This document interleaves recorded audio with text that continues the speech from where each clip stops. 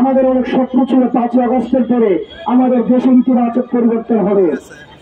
অত্যন্ত দুঃখজনক বিষয়, আমরা দেখছি কামার কুমার খেটে খাওয়া মানুষ, রাজমিস্ত্রি, রিক্সা চালক, শ্রমজীবী, পেশাজীবী, তাদের অবস্থানের কোনো পরিবর্তন হয় না।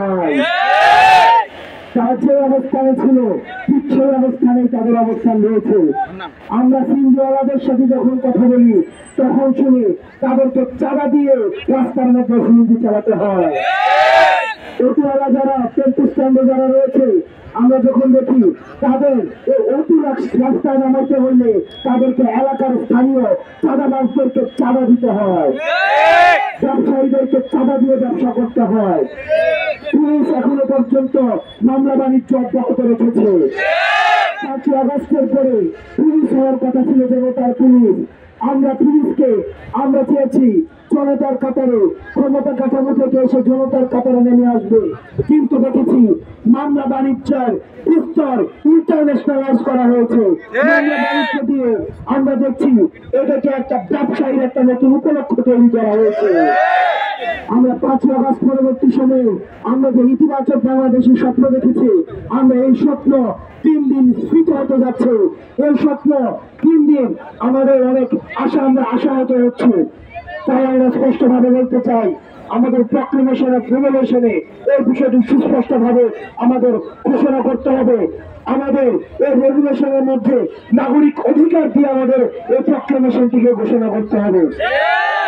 প্রিয় সহযোদ্ধা, আপনারা জানেন আওয়ামী লীগ গত 15 বছর যে শাসন ব্যবস্থা প্রণয়ন করেছে, কায়েম করেছে, সেই শাসন ব্যবস্থাটি হচ্ছে আওয়ামী জাহিলিয়াতের শাসন। এই আওয়ামী জাহিলিয়াতে আমরা মানুষ হিসেবে স্বীকৃত ছিলাম না, আমরা নাগরিক হিসেবে স্বীকৃত ছিলাম না। এই আওয়ামী জাহিলিয়াতের সময় এই নারায়ণগঞ্জকে স্বীকৃত করা হতো এটা নাকি সেলিম উসমানের, শামীম উসমানের নারায়ণগঞ্জ।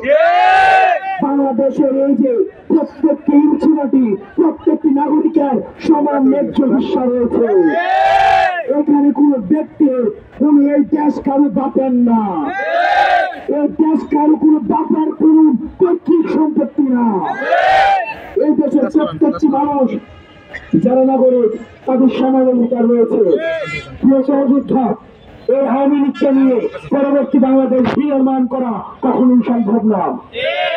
সুতরাং যেসব রাজনৈতিক দল আপনারা ব্যাকডোর দিয়ে আপনারা আওয়ামী লীগের সাথে আপনারা কম্প্রোমাইজ করছেন, আপনাদেরকে সতর্ক করতে চাই, 24 পরবর্তী বাংলাদেশে আপনাদের কম্প্রোমাইজ পলিটিক্সকে আমরা স্থায়ীভাবে আমরা নির্বাচনের ব্যবস্থা করব। আপনারা যদি মনে করে থাকেন আওয়ামী লীগকে পুনর্বাসন করবেন, সেক্রেটারি দিবেন, আর একটা আওয়ামী লীগকে ছেড়ে দিয়ে আপনার হচ্ছেন ব্ল্যাঙ্ক চেকের মধ্য দিয়ে তাদেরকে আবার রাজনীতিতে আবার ফিরিয়ে নিয়ে আসবেন, আমাদের লাশের উপর দিয়ে তাদেরকে রাজনীতিতে ফিরে যাবেন।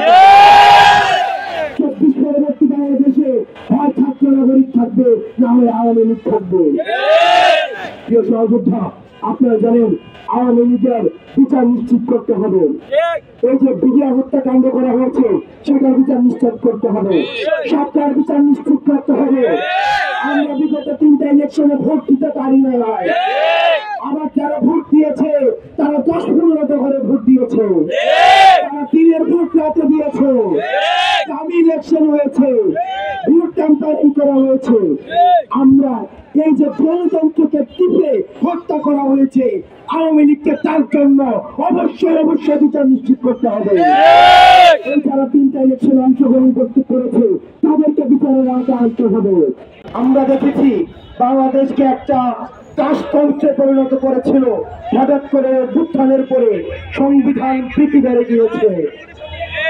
কিছু কিছু রাজনৈতিক দলের এই সংবিধানের প্রতি প্রীতি জন্মাচ্ছে, অথচ এই সংবিধানের দোহাই দিয়েই তাদেরকে এত বছর ধরে নির্যাতন করা হয়েছে।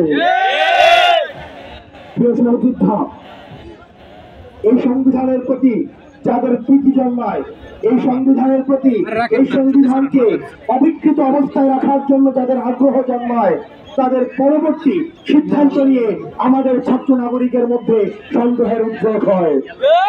কারণ এই 72-এর মুজিববাদী সংবিধানের মধ্যে এই সেলিম উসমানের, শামীম উসমানের জন্ম হয়েছে।